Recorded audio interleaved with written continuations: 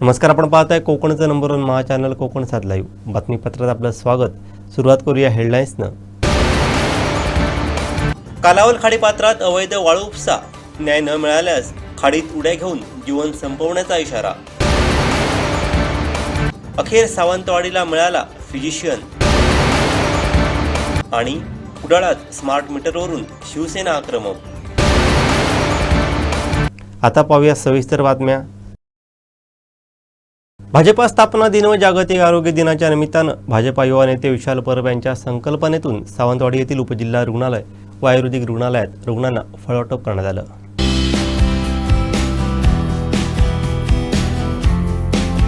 उपजिल्हा रुग्णालय व आयुर्वेदिक रुग्णालयात रुग्णांना भाजप कार्यकर्त्यांकडून फळवाटप करण्यात आलं। त्यावेळी उपजिल्हा रुग्णालयाचे वैद्यकीय अधीक्षक डॉक्टर ज्ञानेश्वर येवाळे व आयुर्वेदिक रुग्णालयाचे डॉक्टर राजेशकुमार गुप्ता यांसह भाजपचे सोशल मीडिया प्रमुख केतन आसगावकर, धीरेंद्र मापशेकर, गोविंद साटेलकर, बंटी जामदार, सेबेस्टिन फर्नांडिस, राजू धार पवार, स्वप्नील घाटे आदी उपस्थित होते।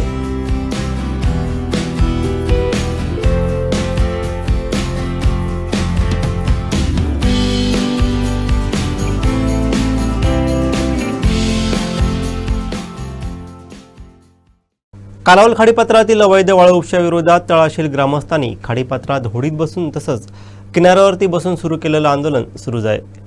तळाशील गावची खाडीच्या बाजूची जमीन अनधिकृत वाळू उपशामुळे खचत चालली असून यामुळे तळाशील गाव नामशेष होण्याच्या मार्गावर आहे।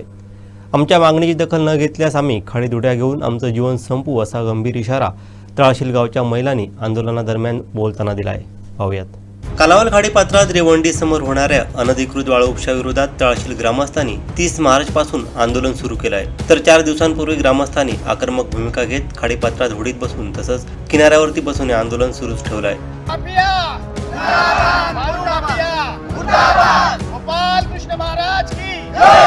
वाळू उपशावरील कारवाईबाबत ग्रामस्थांच्या मागण्यांची दखल महसूल, बंदर तसंच पोलीस प्रशासन घेत नसल्यानं हे आंदोलन अधिक तीव्र बनलं आहे। रेवंडी येथे खाडीपात्रात उभ्या करून ठेवलेल्या वाळूच्या बोटी आम्ही प्रशासनाच्या निदर्शनास आणून देखील बंदर व महसूल विभागाकडून कोणतीही कारवाई केली गेली नाही। आमच्या मागणीची दखल घेतली गेली नसून आम्हाला तात्काळ ठेवण्यात आलं। वाळू उपशामुळे खाडी किनारी तळाशील गावची धूप होत असून गावात विहिरींचं पाणी देखील खारट बनलं असून आमचं जगणं मुश्किल झालंय।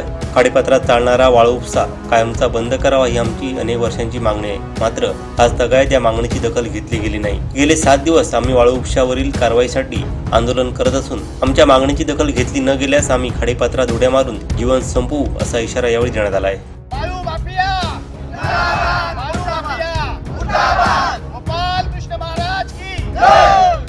आज आम्ही तोंडवी तहसीलचे ग्रामस्थ या ठिकाणी आजच्या आंदोलनाचा 8वा दिवस आहे आणि या ठिकाणी आम्ही तहसीलच्या रक्षण करण्यासाठी आमच्या न्याय हक्कासाठी या इकडचे ग्रामस्थ तहसीलच्या महिला भगिनी या ठिकाणी आता दुपारच्या उन्हातानात या ठिकाणी बसून आंदोलन चालू आहे। काही ग्रामस्थ आपल्या होडीत बसून आंदोलन करतायत, तर त्याची कुठलीही दखल प्रशासन घेत नाही आहे।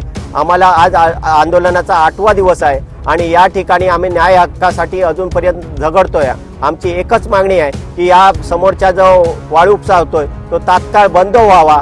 त्याचबरोबर या ठिकाणच्या ज्या परवा आम्ही ग्रामस्थांसमोर 2 होड्या पकडलेल्या होत्या वाळूच्या, त्यावर तात्काळ कारवाई करून समोरच्या त्या मालक आहेत त्या वाळू उपसा करणाऱ्या त्यांच्यावर फौजदारी गुन्हे दाखल करावे आणि या ठिकाणी कायमस्वरूपी या समोरची जेटी आहे याच्या रेवंडीची त्या ठिकाणी महसूल, पोलीस आणि MMB या ठिकाणी त्या ठिकाणी ते पथक कारवाई करावे आणि त्याची लेखी प्रत आम्हाला द्यावी। त्यानंतर ग्रामस्थांसोबत आम्ही पूर्णपणे निर्णय घेऊन या ठिकाणच्या आंदोलनाची आम्ही पुढील दिशा ठरवू।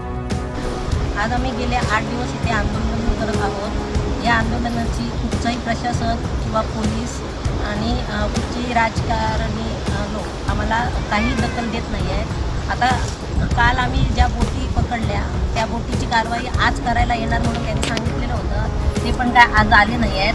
गेले 8 दिवस आम्हाला 7 दिवस आम्हाला ते एवढे तात्काळ ठेवत आहेत आणि याच्यानंतर पण ते किती दिवस तात्काळ ठेवतील हे काय माहिती नाही आहे। आणि जर प्रशासनाने कुठचीही जर दखल घेतली नाही आमची तर आम्ही त्याच कालावल खाडीत आम्ही उड्या मारून आमच्या जीवाचं कायम संपवून टाकू आमचं जीवन। कारण हे गाव असं संवेदनशील आहे की आम्हाला पिण्याचं पाणी पण एवढं खारट होत आहे, परत आम्हाला जाण्याचा पण मार्ग त्यांनी बंद केलाय। आमचं फक्त एकच असं मागणं आहे की शिर्डी जेटी ते सर्जेकोट बंद इथपर्यंत हे वाळू उत्पन्न होऊ नये हेच आम्हाला प्रशासनाकडून पाहिजे आहे. आणि ते आम्हाला त्यांनी लेखीप्रमाणे कायमस्वरूपी बंद हवे असं त्यांनी लिहून द्यायला पाहिजे. हे आमचं मागणं आहे आणि हे मागणं आम्ही गेली कित्येक वर्ष आम्ही सरकारकडे मागत आहोत, प्रशासनाकडे मागत आहे, तरी पण त्याची कोणी दखल घेत नाही आहे. त्यामुळे आम्ही आज जे आंदोलन करतो आहे ते ह्याच्यापेक्षा पण आम्ही अजून तीव्र म्हणून आंदोलन करू. आणि जर सरकारने कुठचीच जर दखल घेतली नाही, कुठच्याच प्रशासन आलं नाही आहे, तर आम्ही येत्या मंगळवारी नदीत आमचं जीवन संपवून टाकू. आम्ही तहसील ग्रामस्थ महिला आणि पुरुष ग्रामस्थ गेल्या 7 दिवस म्हणजे तारीख 30/3/2026 रोजीपासून आमचे ग्रामदेव श्री गोपाल कृष्ण देवाच्या मंदिराच्या समोर जेटीवर बसून उपोषण करत आहोत. याचे कारण म्हणजे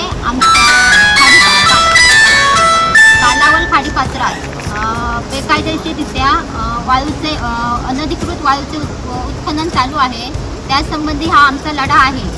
आणि दुसरी गोष्ट म्हणजे रेवंडी जेटीवरून तळाशील महिला ग्रामस्थ किंवा पुरुष किंवा महिला जे मासेमारी करण्यासाठी किंवा मासे विक्रीसाठी जातात, आपल्या गाड्या घेऊन मालवण येथे जाण्यासाठी जो आम्हाला मार्ग आहे त्या जेटीवरून किंवा समोरून रस्त्यावरून जाण्यासाठी आम्हाला आडकाठी करत आहेत.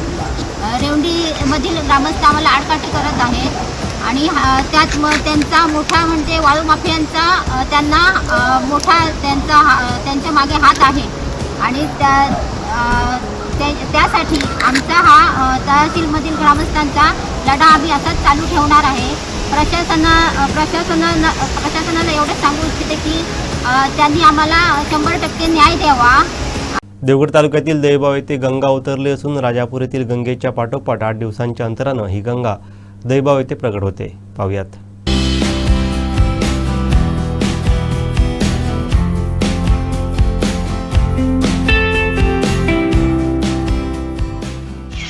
नमस्कार.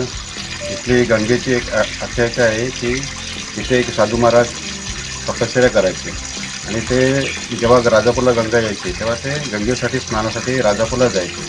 पण कालांतराने त्यांचं वय वाढत गेलं आणि वयानुसार त्यांना राजापूरला गंगा आली होती पण जाता येत नव्हतं. तेव्हा त्यांनी गंगेला आवाहन केलं की मला का तुझ्या दर्शनासाठी येता येत नाही, तेव्हा तू मला इथे दर्शन द्यायला ये. तेव्हा त्यांच्या शब्दासाठी त्यांच्या आव्हानार्थ गंगा इथे प्रगट झाली आहे.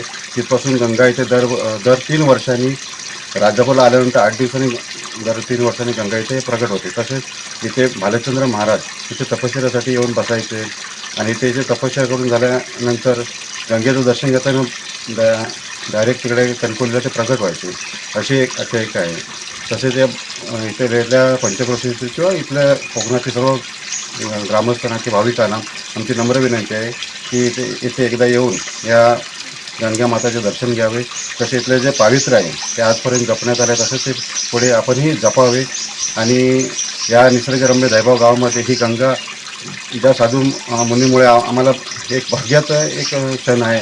तिथं आम्हाला इथे पाहायला मिळते. नाहीतर गंगा ही हिमालयाच्या कुठे प्रगट होत नाही. पण आमचं भाग्य आहे की दैबाव गाव हे पवित्र गावामध्ये ही प्रगट होते आणि आम्हाला तिथं दर्शनाचा लाभ मिळतो.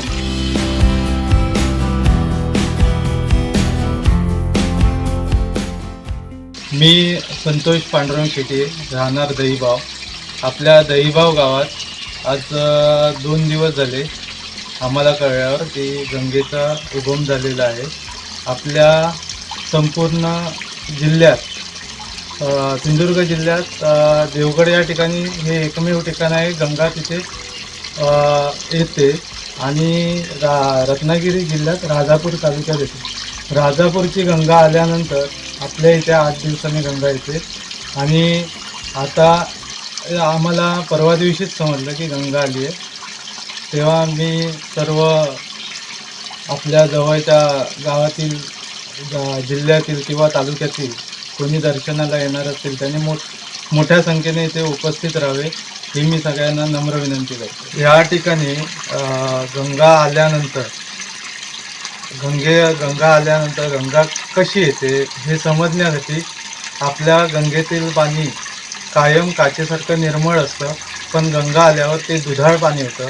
त्याची खोली जवळजवळ 10 ते 25 फूट त्या कुंडाची खोली आहे आणि गंगा आल्यानंतर आजूबाजूला झरे फुटतात आणि गोमुखातनं किंवा गंगेचा जो कठडा बांधला आहे त्या कठड्यावरनं ओव्हरफ्लो पाणी होतं. तर माझी सर्व भाविकांना नम्र विनंती आहे, त्या निसर्गरम्य ठिकाणी तुम्ही एकदा जरूर भेट द्या.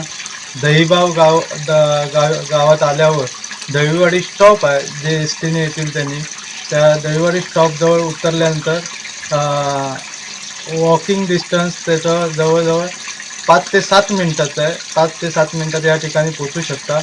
सर्व भाविकांना आम्ही येण्याचं निमंत्रण देतो आहे. त्याचबरोबर ह्या इकडच्या परिसराचं आणि ह्या गंगेच्या देवस्थानाचं तुम्ही त्याचबरोबर पावित्र्य राखावं आणि सगळ्यांना कळकळीची विनंती आहे की तुम्ही एकदा येऊन इथे दर्शन घ्यावं.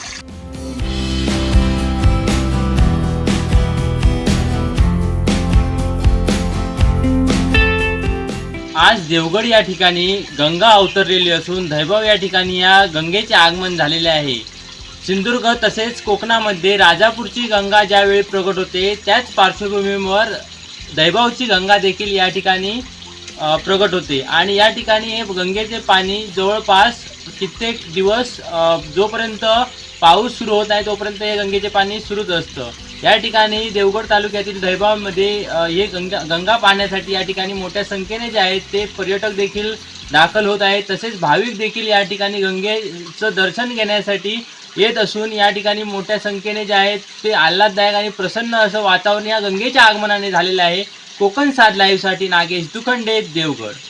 गेली 5 वर्ष सावंतवाडी उपजिल्हा रुग्णालयाला पूर्णवेळ फिजिशियन मिळावा म्हणून सामाजिक संघटनांनी आंदोलन उपोषणासह सर्व मार्ग अवलंबले होते. अखेर आज ही मागणी पूर्ण झाली असून सावंतवाडीला कायमस्वरूपी फिजिशियन मिळाला आहे. यासाठी रुग्ण कल्याण समितीचे सदस्य आमदार प्रतिनिधी दिव्या सूर्यजी यांनी पालकमंत्री नितेश राणे व माजी मंत्री आमदार दीपक केसरकर यांचे आभार मानले आहेत. गेली 5 वर्ष फिजिशियन नसल्यानं सावंतवाडीकरांचे हाल होत होते. सामाजिक संघटनांकडून यासाठी अनेक आंदोलनं उपोषण देखील करण्यात आली होती. युवा रक्तदाता संघटनेचे अध्यक्ष दिव्या सूर्यजी यांनी आरोग्यमंत्री प्रकाश आंबेडकर यांची देखील यासाठी भेट घेतली होती. विविध सामाजिक संघटनांकडून यासाठी लढा दिला गेला होता. अखेर या लढ्याला यश आलं असून डॉक्टर विशाल नंदकुमार रेड्डी हे उपजिल्हा रुग्णालयात रुजू झाले आहेत. त्यामुळे सावंतवाडीकरांना मोठा दिलासा मिळाला आहे. फिजिशियन नसल्यानं अनेक रुग्णांना उपचारांअभावी प्राण गमावे लागले होते, तर काहींनी गोवा बांबुळीसह इतर पर्याय शोधावे लागले होते. मात्र आता फिजिशियन मिळाल्यानं त्यात दिलासा मिळणार आहे. मॉड्युलर ICU विभाग देखील सक्षमपणे चालणार असून मोठ्या शस्त्रक्रिया देखील करता येणार आहेत. त्यामुळे मोठा दिलासा मिळाला असून यासाठी रुग्ण कल्याण समितीचे सदस्य आमदार प्रतिनिधी दिव्या सूर्यजी यांनी आरोग्यमंत्री प्रकाश आंबेडकर, पालकमंत्री नितेश राणे व आमदार दीपक केसरकर यांचे आभार मानले. वैद्यकीय अधीक्षक डॉक्टर ज्ञानेश्वर येवळे यांच्या उपस्थितीत फिजिशियन डॉक्टर विशाल रेड्डी यांचं स्वागत सावंतवाडीत करण्यात आलं. यावेळी नगरसेवक दिव्या सूर्यजी, युवा रक्तदाता संघटनेचे प्रथमेश प्रभू, वसंत सावंत, मंदार सावंत आदी उपस्थित होते. दरम्यान डॉक्टर विशाल रेड्डी यांच्या नियुक्तीमुळे हृदयरोग रुग्णांना स्थानिक पातळीवरती तातडीने उपचार मिळतील. क्रिटिकल केअर सुविधेमुळे आपत्कालीन स्थितीत रुग्णांचं प्राण वाचवणं सुलभ होईल. गरीब रुग्णांना खासगी रुग्णालयातील मोठा खर्च वाचणार आहे. लोकप्रतिनिधी आणि सामाजिक संस्थांच्या एकजुटीच्या लढ्याला यश आलं असून आता रुग्णांना उपचारासाठी परराज्यात धाव घेण्याची गरज भासणार नाही, असं मत सावंतवाडीचे उपनगराध्यक्ष ॲडव्होकेट अनिल निरवडेकर यांनी व्यक्त करत त्यांचं स्वागत केलं. तसंच उपजिल्हा रुग्णालय कृती समितीच्या वतीनं आज रेड्डी यांचं स्वागत करण्यात आलं. यावेळी उपजिल्हा रुग्णालय सावंतवाडी कृती समितीचे सदस्य, अभिनव फाउंडेशन सिंधुदुर्ग व सामाजिक बांधिलकी प्रतिष्ठान सिंधुदुर्ग यांच्या संयुक्त विद्यमानं त्यांचं स्वागत करण्यात आलं. या प्रसंगी प्राध्यापक सुभाष गोवेकर, रवींद्र ओगले, BN रेडकर, राजू पिळुसकर, अण्णा म्हापसेकर, जितेंद्र मोरजकर, सामाजिक बांधिलकीच्या सचिव समीरा खलील, रूपा मोत्राळे, लक्ष्मण कदम व रवी जाधव उपस्थित होते. एकीकडे स्मार्ट कारभाराच्या गप्पा मारायच्या आणि दुसरीकडे जमिनीवरचा सावळा गोंधळ कायम ठेवायचा या महावितरणच्या दुटप्पी धोरणाविरुद्ध आता वेताळबांबर्डे गावातील जनता रस्त्यावर उतरली आहे. घरमालकाच्या परवानगीशिवाय स्मार्ट मीटर बसवण्याची दादागिरी खपवून घेणार नाही असा स्पष्ट इशारा देत आज ग्रामस्थांनी पोरुस येथील महावितरण कार्यालयावरती धडक दिली. ठाकूरच्या मीटरचा ना बदलून दिला, त्याच्या रिडिंग आता जुनाच दाखवता पण बिल वाढवून दिला. कसले स्मार्टपणा येईल? साहेब तुमच्याकडे दिलं झेरॉक्स दिली काढून, त्यांचा बिल भरायला विरोध होता का? नाही. पहिलं त्यांचं दाखवलं 2,500 बिल, त्यांनी सांगितलं की बाबा नाही तुम्ही ऍक्च्युअल बिल बघा नाही तुम्ही दिला मग 4,000 दिली तरी 800 बिल रिडिंग तेवढंच पण बिल दिलं वाढून कसलं स्मार्ट नाही तुमच्या समोर दिलं त्या दिवशी आणून मग मला तुम्ही सांगता फोन करा नाही ते असं झालं तसं झालं पुढल्या बिलला दिसणार मग त्याची किंमत पण पुढल्या बिलला दिसली पाहिजे होती व्हॅल्युएशन ही स्मार्ट करता हे स्मार्ट कार्ड आहे तुमचा सर्व्हिस स्मार्ट करा हो साहेब आणि मग बाकी सगळं वैशिष्ट्य टाइम क्लिअर करा आणि मग तुम्ही स्मार्ट तुम्हाला खूप मागे येतात माझ्या प्रॉपर्टीमध्ये तुम्ही आहे ना काय संबंध तुमचा आता एक अंतर्गत काय काय आहे, दोन अंतर्गत काय काय ते कळायला नको काय? एवढं आम्ही बोलतो काय करणार ते फक्त सांगा आम्हाला ते रायटिंग मध्ये द्या मग काय बघूया कंपनीशी केलेला करार असेल तुमचा द्या माहितीसाठी आला असेल ना तुम्हाला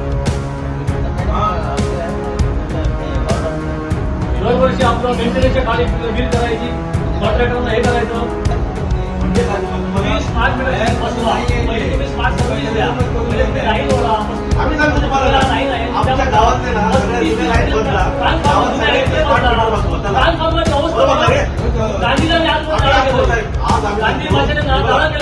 आम्ही वेताळवामध्ये ग्रामस्थ सांगतो आमच्या गावातल्या सगळ्या 30-35 वर्षापूर्वीच्या लाईट सगळ्या बदला हा लक्षात सगळ्यांच्या गावातले स्मार्ट मीटर बसवा आणि काय सांगायचं जमतंय लाईन क्लिअर करा तुम्ही तुमच्या चेअरमध्ये आहे पायाभूत सुविधा बदला म्हणून आहे ना पहिलं ते करा हे जमणार नाही तुम्हाला लोकांना एकटे नाही आम्ही आता आवाज करणार पत्रकार साहेब हे छापायचा हे आम्ही आवाज करतोय विरोध तसं नाही म्हणत मी मला काही माहिती नाही समजत नाही पण माझी प्रॉपर्टी आहे त्याच्यातलं तुम्हाला पोल आणि वरून तारा वळायला माझी मान्यता घ्यावी लागणार की नाही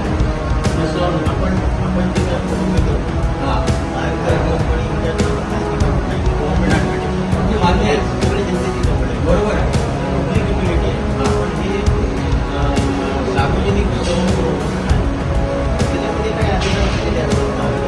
बरोबर आहे जिथं ॲग्रिकल्चर न्यायला आहे तिथं आपण कायद्याने करू तिथं नॉन ॲग्रिकल्चर न्यायला आहे तिथं आम्हाला नॉन ॲग्रिकल्चर म्हणून येत आहे तसं नाही माझ्या एका प्रश्नाचं उत्तर तुम्हाला मान्यता घ्यावी लागणार की नाही माझी समजा बागायची आहे वैयक्तिक एमएससीबीच्या लोकांसाठी नाही तसं नाही साहेब पब्लिकलाच फाट्यावर मारताय आता पब्लिक युटिलिटीसाठी पब्लिकलाच फाट्यावर मारताय हे असं झालं ना काय इन्स्ट्रक्शन देत आहे तुमच्या ओरिजिनल देतील तुमचा काय संबंध म्हणजे तुम्हाला अप्रोच होणं त्यांनी गरजेचं आहे त्यांनी प्लॅन द्यायचा आहे तुमच्या कंपनीच्या माणसाने तुम्हाला शेड्यूल प्लॅन करून द्यायचा आहे मेटा कंपनी प्लॅन द्यायचा आहे आम्ही का बोलायचं उद्या बाबा काय तुम्ही समोर उत्तर द्या आम्ही ठोकणार त्या माणसांना जागेवर आले मीटर बसवायला हे बघा आम्ही सांगतो ठोकणार जागेवर ठोकणार जबाबदार तुम्ही तुम्ही म्हणताल आमचा ठोकून काढणार तिथल्या तिथे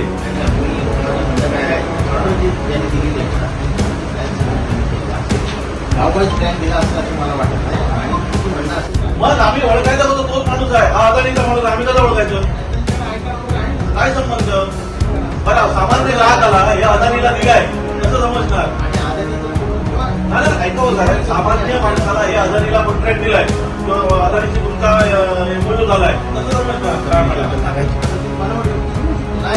कदाचित नाही हे सगळे बनावटच आहे तुम्ही घेतली जबाबदारी माझ्या प्रायव्हेट प्रॉपर्टीमध्ये हात लावायचा तुमच्या लोकांना अधिकार नाही माझ्या परवानगीशिवाय मी नाही तर स्ट्रेस पात्र गुन्हा दाखल करू काय तुमच्या लोकांमधून स्ट्रेस पात्र गुन्हा दाखल करतो घुसखोरी अतिक्रमण मग तुम्ही जाईल आम्हाला कसं करणार ग्राहक म्हणून बरोबर ना माझ्या प्रॉपर्टीला मीटर कुठे लावलेला असतो माझ्या घरावर लावलेला असतो ही माझी प्रॉपर्टी आहे तुमच्या लोकांना काय अधिकार आहे डायरेक्ट हात लावायचा काही नाही होत आहे हे तुम्ही आजपर्यंत तुमची लोकांना आज वेताळवंबडे ग्रामस्थांच्या वतीनं आमचं शिष्टमंडळ उपकार्यकारी अभियंता ओरोस यांना भेटण्यासाठी आलं होतं.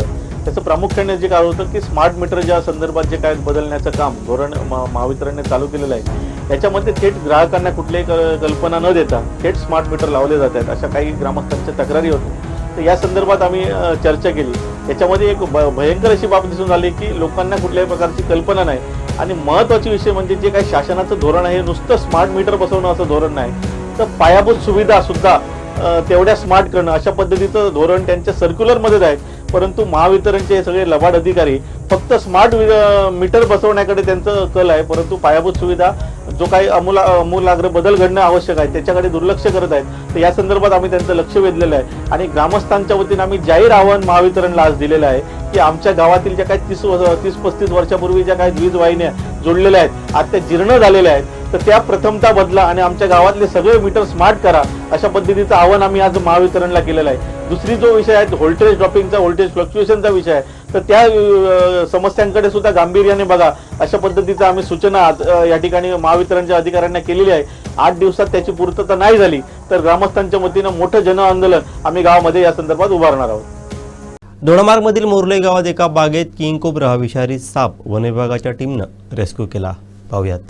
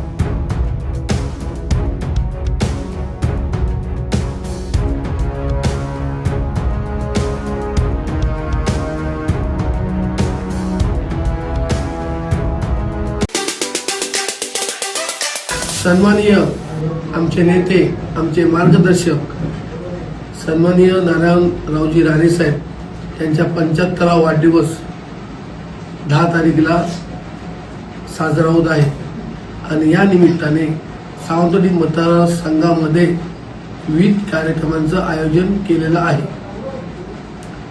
आणि सावंतवाडीमध्ये तर आम्ही जो नगरपालिकेचा हॉल आहे तिथं सांस्कृतिक कार्यक्रम ठेवलेले आहेत. त्याचप्रमाणे दशावतारी नाटक ठेवलेलं आहे. फळ वाटप होईल, वृक्ष वाटप होईल, गोरगरिबांना धान्य वाटप होईल आणि जे अनाथ आश्रम आहेत ते ते सुद्धा मदतीचा हात दिला जाईल असे विविध सामाजिक उपक्रम नाणेसाहेबांच्या वाढदिवसानिमित्त सावंतवाडीत राबविले जातील. त्याचप्रमाणे दोडामार्ग गजारी वेंगुर्ले या पुऱ्या मतदारसंघामध्ये आमच्या नेत्याची 75 वर्ष पूर्ण होतात. त्यानिमित्त आम्ही आनंदोत्सव साजरा करू आणि महिला आघाडीतर्फे सुद्धा कार्यक्रमाचं आयोजन केलेलं आहे. ते स्वतः गीता कविटकर मॅडम सांगतील. 75वा जो वाढदिवस आहे त्यानिमित्त शिवसेना महिला आघाडीतर्फे सावंतवाडी मतदारसंघातून विविध कार्यक्रमांचं आयोजन केलेलं आहे महिलांसाठी. त्यामध्ये दोडामार्गमध्ये फळ वाटप करणार आहोत.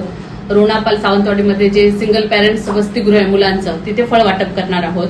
तसंच सावंतवाडी येथील बॅरिस्टर नाथपै इथे सांस्कृतिक कार्यक्रम करणार आहोत. त्यामध्ये केक कापणे व त्यानंतर लहान मुलांचा जे आपल्या शिवसेनेच्या महिला आघाडीच्या मुलं असतात ह्या मुलांना व्यासपीठ मिळावे ह्या उद्देशाने लहान मुलांचे सांस्कृतिक कार्यक्रम बसवलेले आहेत.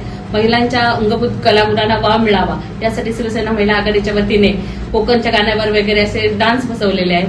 तर तो कार्यक्रम होणार आहे. वेशभूषेचा होणार आहे. प्रश्न मंजुषेचा कार्यक्रम घेणार आहोत. तसंच जो सत्कार आम्हाला पत्रकार भगिनींचा करायचा होता तो पत्रकार भगिनींचा आणि ज्या आपल्या कीर्तन सांगतात तेली मॅडम म्हणून आहेत ज्या वयस्कर आहेत आणि कीर्तन सगळ्यात पहिल्यांदा सावंतवाडीमध्ये सांगतात त्यांचा आम्ही सत्कार करणार आहोत. महिलांचा रांगोळी स्पर्धा पाककला स्पर्धा पण घेणार आहोत. याप्रमाणे असा पूर्णपणे सकाळी 11 वाजल्यापासून संध्याकाळी 5 वाजेपर्यंत असा भरगच्च कार्यक्रम सावंतवाडी बॅरिस्टर नाथपै इथे होणार आहे. त्यासाठी जास्तीत जास्त महिलांनी त्यात सहभागी व्हावं व त्या कार्यक्रमाचा लाभ घ्यावा असं मी सगळ्यांना आव्हान करत आहे. कणकवली बाजारपेठेत मोठ्या प्रमाणात हापूस आंब्याची आवक वाढली असून दरही काहीसे कमी झालेले पाहायला मिळत आहेत.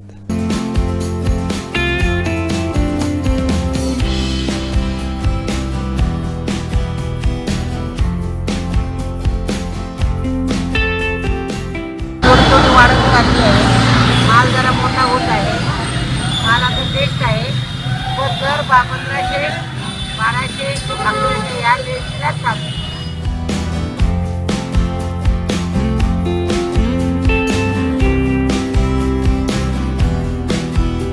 हापूस आंबा आधी उत्पन्न कमी असल्यामुळे हापूस आंबा हवा तेवढा मिळत नाही. आत्ताचा दर 1200 रुपये पेटी आहे. तयार आंबा मिळेल, कच्चा आंबा मिळेल, ऑर्गॅनिक पण फळ आलं आहे. जे घरगुती पद्धतीचं आहे माझ्याकडे सध्या उपलब्ध आहे. घरगुती फळं पण आता शेतकरी स्वतः घेऊन यायला लागले आहे. आणि जरा उत्पन्न कमी आल्यामुळे दर टाईट आहे. दर कमी नाही. ग्राहकमध्ये खूपच महाग वाटतो आहे. एवढ्या या सीझनला निदान 500-600ची अपेक्षा असते गिरायकांना मिळण्याची. तर तेवढा दर नाही आहे. आणि जागेवरच आमची खरेदी 1000-800 ही चालू आहे. तर ते आता 1000-1200 हा दर चालू आहे.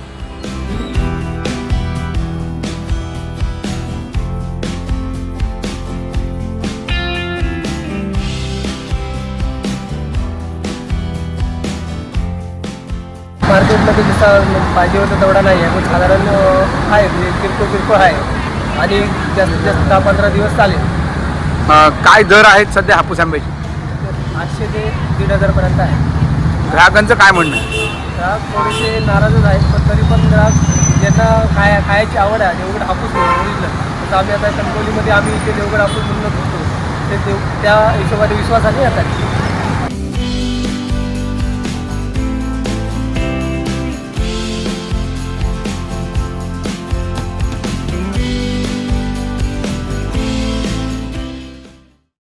ग्राहकांची कोणतीही पूर्वपरवानगी न घेता आणि पूर्वकल्पना न देता शहरात सुरू असलेल्या स्मार्ट मीटर सक्तीच्या विरोधात कुडाळ शहर शिवसेनेनं आज आक्रमक पवित्रा घेतला आहे. पाहूयात.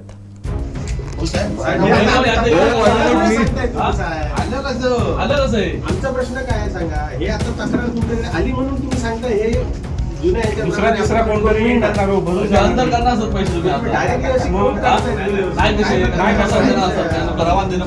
आमच्याजवळ आले म्हणून नाहीतर ते त्यांनी भरलं असतं. बिल भरून घेतलंय तुम्ही. खर्च पण जातो पेट्रोलचं फुकटचं भाई बोलत असेल गाडी 1000 ते 2000 लोक मिळतात. तुमची तक्रार काय हो? पाठवरून आले पण तेच आहे.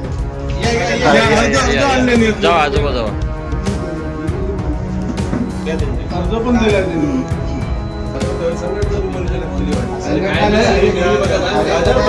बाहेर मंडप घाल म्हणून त्या दिवशी आणलंय मंडप घातलं तर काय होईल विचार कर नुसता आवाज माझ्या मते तक्रारीचं निवारण करी सगळं 10 माणसं लागतील ह्याने एक बॅनर लावलेला आहे तिथे बघितलं नियमावलीचा नाही सांगतो ऐका सांगतो त्या बॅनर मध्ये शेवटचे 2 नियम लावले तुम्ही वाचले ते काय आहेत ते कोणाच्या ह्याच्यात जाऊन आम्ही काढू शकतो कोणाच्या ह्याच्यात जाऊन आम्ही बदलू शकतो प्रायव्हेट एखाद्याने जर विनयभंगाची तक्रार जर दाखल केली तर कितक्याला पडेल तुम्हाला ते सांगा मग ते आधी तो पहिला बॅनर काढायला लावा तिथे मी त्या फोटो काढून ठेवला साहेबांनी 2 फोटो पाठवला जळलेला होता तर मग लाईट चालू बसली होती हा पहिला प्रश्न आहे मीटर जर जळलेला होता तर लाईट चालू बसली होती मीटर जळलेला कसं फॉल्ट झालाय मीटरमध्ये सप्लाय बरेच चालू राहील तुमचा इन फ्युचर नाही पण मला एक सांगा साहेब तुमच्या घरातल्या मीटरला समजा प्रॉब्लेम आला तर त्या प्रशासनाने तुमच्या संबंधित विभागाची जबाबदारी आहे की नाही तुमच्या घरात त्यांना कळवून नंतर बदलायची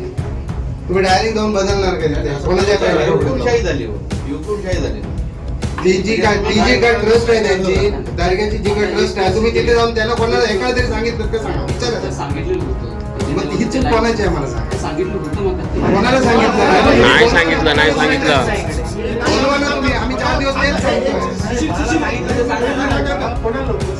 तेच हे जर तुम्ही समजून सांगितलं ना तर गोष्ट ठीक आहे बरोबर तुम्ही डायरेक्ट जाताय डायरेक्ट न सांगता मालकाला बसवताय आणि वाटेला लागताय त्यामुळे लोकांमध्ये संभ्रमही निर्माण होतोय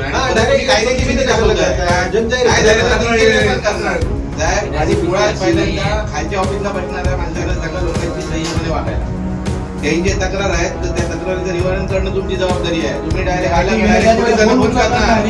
बसून राहिले तरी याला माहिती आहे का मला माहिती नाही तुम्हाला कल्पना देतात कुठला बसवायला जातो मीटर कुठला देतो आता काय होतं सगळे भरपूर ठिकाणी असले ना फक्त मला कल्पना असते पण एक्झॅक्ट लोकेशन ते मी कशाला विचारतोय जशी तुम्हाला कल्पना देतात ना तशी त्या लोकांना पण दिली पाहिजे उदाहरणार्थ एक कदाचित सगळीकडे 25 ठिकाणी बसवायचे असले तर ते कधी कधी तुम्हाला सांगत पण नसणार असं मला वाटतं आता तुम्ही कशी एक बाजू हे करण्यासाठी तुम्ही सांगताय आपलं जाऊन द्यायचं म्हणून खरं ऍक्च्युली तुम्हाला पण सांगितलं पाहिजे आज मी कुठं शहरातले हे 30 मीटर चेंज करायला जातोय तर त्या मालकांना 30 जणांना कळवलं पाहिजे उद्या आम्ही चेंज करणार आहे किंवा काय आहे तर तुमचं कोण तसं काय सांगत नाही डायरेक्ट येतो आणि आपलं तसं आवाजाव घर तुम्हाला केल्यासारखं करतो आणि डायरेक्टच हे करून जातो ना आता त्यांच्या ते वाढीतले ना बरेच तसे प्रॉब्लेम होते मागे त्यांनी अर्ज पण केले असतात 2-3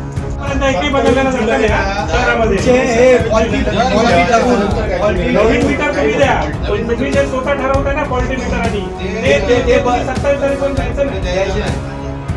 आणि दिले कॉन्ट्रॅक्टर लक्षात आता डिसिजन घेऊ शकला का नाही घेऊ शकला कारण तुम्ही वरच्या बरोबर आहे ना उद्या सत्ता सगळे जे असतील अधिकारी सगळ्यांना बोलतो अधिकाऱ्यांना पण डिसिजन मेकर जो डिसिजन मेकर मला निर्णय पाहिजे कॉन्ट्रॅक्टरचे सगळे कागद पण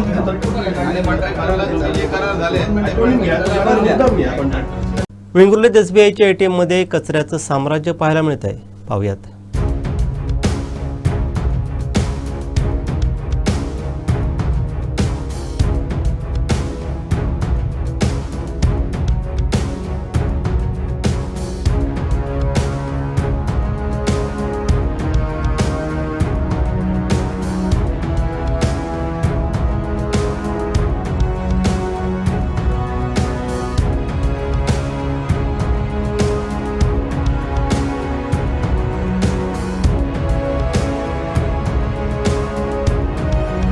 विविध प्रलंबित आर्थिक देयकांच्या मागणीसाठी सिंधुदुर्ग जिल्हा सेवानिवृत्त प्राथमिक शिक्षक असोसिएशनच्या वतीनं सोमवारी जिल्हा परिषद कार्यालयासमोर आंदोलन करण्यात आलं.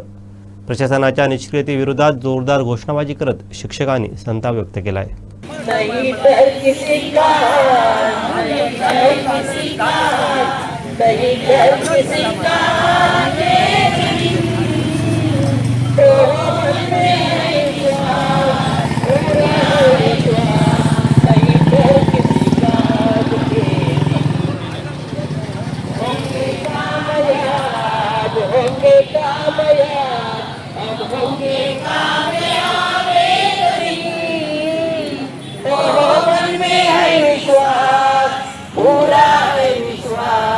हम होंगे कामयाब एक दिन, हम होंगे कामयाब एक दिन, हो होंगे कामयाब एक दिन. हे जे आमचं आजचं आंदोलन आहे ते आंदोलन प्राथमिक शिक्षक सेवानिवृत्त यांची आर्थिक देयके जी 2010पासून किंबहुना 87पासून तुंबून ठेवलेली आहे. निवड श्रेणी, वरिष्ठ श्रेणी यादीत तयार केलेली आहे 87पासून नंतर. त्यामुळे आम्हाला जी सिलेक्शन ग्रेड मिळायची ती थांबली. नंबर 2, जे सेवानिवृत्त झाले त्यांची कधीही यांनी 6 महिन्यापूर्वी दफ्तर पुरं करायचं असतं आणि डिमांड तिकडे कळवायचं असतं. कळवलं जात नाही वेळेवर. 6 महिने अगोदर करायचं असतं, केलं जात नाही वेळेवर आणि त्यामुळे ते वेळेवर मिळत नाही. 3 वर्ष गटविमा योजना ही जी चालू झाली ती शिक्षकाचं वैयक्तिक काय आहे गुंतवणूक आहे. रिटायर झाल्यानंतर त्याला ताबडतोब दिली पाहिजे. ती दिलेली आहे. 3 वर्ष झाली आणि आम्हाला सांगतात की व्याज आम्हाला तिकडून आलं पाहिजे. ते तुम्ही तिकडे काय ते बघा, आमची रक्कम तुम्ही ती दिलेली नाही. लक्षात आलं. लोकांच्या चुकीच्या रकमा कापल्या गेल्या. कायद्यात तरतूद काय न बघता कापल्या गेल्या. म्हणून कायद्यात तरतूद काय आम्ही दाखवली. काही त्यांनी सांगितलं रक्कम ती आम्ही जमा केली. मी त्यांना विचारलं कोणाचे पैसे जमा केलात, काय केलात, काय अधिकार तुम्हाला. कायद्यात काय म्हटलं आहे की एखाद्या कर्मचारी चुकीने त्याला गेली असेल रक्कम तर ती वसूल करता येते. 1964चा कायदा आहे त्याच्यात म्हटलं आहे. पण वसूल करता येते. मात्र वसूल करण्यापूर्वी संबंधिताला तुम्ही नोटीस पाठवली पाहिजे का करण्यात येऊ नये म्हणून. त्याचं उत्तर आलं तर त्याला ती 5 हप्त्यात वसूल करता येईल. ती न करता एका रकमेन कोणाचे 30,000, कोणाचे 35,000, कोणाचे 36,000, कोणाचे 40,000 असे 6 लोकांचे कापून घेतले. मी हा क्लास दाखवल्याबरोबर शिवनी ताबडतोब विचारलं वित्त अधिकारी तर ते म्हणजे रक्कम जमा केली. तर मी म्हटलं जमा कोणाच्या अधिकारात केलात. कायद्यात काय म्हटलं आहे.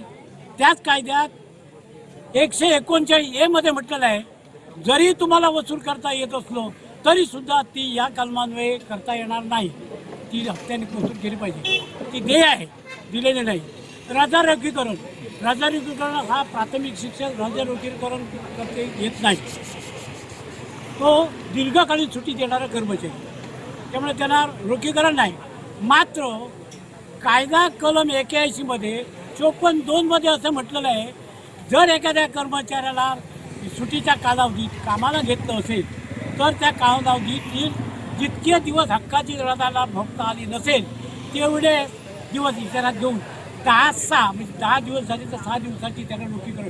आणि ती लोकीकरण 2010 मध्ये यांनी 212 लोकांना दिली आणि 269ला आज शासनाचं मार्गदर्शन मागवतो सांगतो. 4 वर्ष झाली शासनाचं मार्गदर्शन येतं ही लबाडी. आणि यामुळे आमच्या लोकांना त्रस्तपणा आलं. आमच्यावर सारखे ताशेर वाढायला तुम्ही काय करत नाही म्हणून मी माहितीच्या अधिकारात माहिती मागवली गट शिक्षण अधिकारी BDO मार्फत. त्यांनी माहिती काय द्यावी 3च तालुक्याने दिली. वेंगुर्ला, कुडाळ, देवगड, सावंतवाडी. बाकीच्यांनी काय दिली की ही माणसं आम्ही वापरू शकत नाही. तुमच्या प्रलंबित प्रश्नावर जे काय सोडवायचे आहेत त्याला आम्ही या खात्याला ती माणसं वापरू शकत नाही. हे अधिकाराचं काम. कायदा कशाला आला ते मी त्यांना सांग. कायदा काय झाला खोटी माहिती जाते ती खरी देणार पाहिजे. म्हणजे स्वच्छ प्रशासन परत लोकांना प्रशासन हे शब्द फक्त या सगळ्या प्रपंचासाठी आम्ही हा प्रपंच केलेला आहे. आम्ही वैयक्तिक शत्रू अधिकाऱ्यांचं घेत नाही. पण ते अधिकारी आहेत त्याच्या हाताखालचे लोक शासनाचे आदेश पाळत नाही, वाचित नाही, अभ्यास करत नाही. त्या ताबडतोब केलं. आणि हे आम्हाला प्रत्येक वेळी सकारात्मक आकार काही नाही आणि सकार कसला म्हणून आम्ही आंदोलन केलं. आमचं व्यक्तिगत कुणाचा वाद नाही. पण शासनाने देऊ केलेला निधी तो वेळेवर येत असेल तर तुमची जीवन वेतन दर महिन्याच्या 1 ते 5 तारखेला मिळालं पाहिजे. ते मिळत नाही. आजच्या 15 तारीखला पुढच्या 27 तारीखला काय चाललं. आणि ते प्राथमिक शिक्षकाचं सेवानिवृत्ताचं आणि कोणाचं नाही. यासाठी आम्ही रस्त्यावर आलो का तुम्ही तुमच्यासारखे मीडियावाले प्रिंट मीडियावाले सगळे येतात त्यांना कळेल. कारण मागच्यावर टीका टिप्पणी येते ती पेपरात येते. त्यांचा पगार खूप, त्यांना काम नाही, ते नियत सेवेचे असू शकते ती लागले पण हे कामाला वापरतात. कुटुंबाच्या कामाला वापरलं काय केलं त्या मास्तरांचं. पंचायत राज समितीला त्यांना काढावं लागलं म्हणजे चुकीच्या पद्धतीने लागलं. जिल्हा परिषदेने पुरस्कार दिल्यानंतर आपल्या फंडातून पुरस्कार द्यायचा आहे तो 2 वर्ष दिलेला नाही. किती म्हणजे चांगलं काम करत असेल तर तुम्ही त्याला द्यालात ना. माझ्या खोट्या माणसाला कसे देतात खऱ्या माणसाला दिलात ना त्याला दिलात का वेतन वाढ. एक वेतन पगार फिक्स ठेवायचं केलेलं नाही. मग आम्ही काय करायचं सांगा. आमचं काही नाही. पण ही जी माणसं विकलांग झाले घराकडे निवड श्रेणी युनिव्हर्सिटी म्हणतात म्हणून सुद्धा गेली आणि आज हे विचारतात ऑफिसात गेलं काय हो ते कधी रिटायर झाले हां रिटायरमेंटची तारीख रिटायर केलं कोणी तुम्ही आणि तारीख आम्हाला कशी विचारता असं फडसळपणा करतात आणि शासनाच्या नावावर खर्च करतात शासन निधी देत नाही पगाराचा निधी शासन थांबवित नाही आणि कोषागार कार्यालय मुंबई आहे आणि 2018 परिपत्रक पाठवलेलं सगळ्यांना आणि त्यांना सांगितलं आहे की सेवानिवृत्त कोणत्याही निवृत्ती वेतन कोणत्याही बाबीला खर्च करायचा नाही यांनी औषधाची सिकंदर वापरले 2023 आणि मी गेलो आणि सांगितलं पैसेच कमी आले 3.5 कोटी लागतात ते 3 कोटी कमी दिले मी गेलो पुण्याला थोडं शिस्त हा शिक्षणाधिकारी मी तिथून त्याला बाजूक करते ह्या सगळ्या प्रश्नावर शासन आणि शासनाचे प्रतिनिधी आणि राज्यकर्ते लोकप्रतिनिधी यांचा लक्ष वेधण्यासाठी आमचा प्रपंच आहे समाधानकर मिळालं नसेल तर 13 तारीखला शासनाचं प्रतिनिधी कलेक्टर त्यांच्या समोर आम्ही बसणार आहोत आणि तिथे नसेल त्याच दिवशी मी जाहीर उपोषण बेमुदत ठेवणार आहे. शेवटी ठळक घडामोडी पुन्हा एकदा. कालावल खाडीपात्रात अवैध वाळू उपसा, न्याय न मिळाल्यास खाडीत उड्या घेऊन जीवन संपवण्याचा इशारा. अखेर सावंतवाडीला मिळाला फिजिशियन. आणि उडाळात स्मार्ट मीटरवरून शिवसेना आक्रमक. बातमीपत्रात वेळ झाली ते थांबण्याची. पाहत राहा बदलत्या कोकणचा बुलंद आवाज. कोकणचा नंबर 1 महा चॅनल कोकणचा लाईव्ह. धन्यवाद.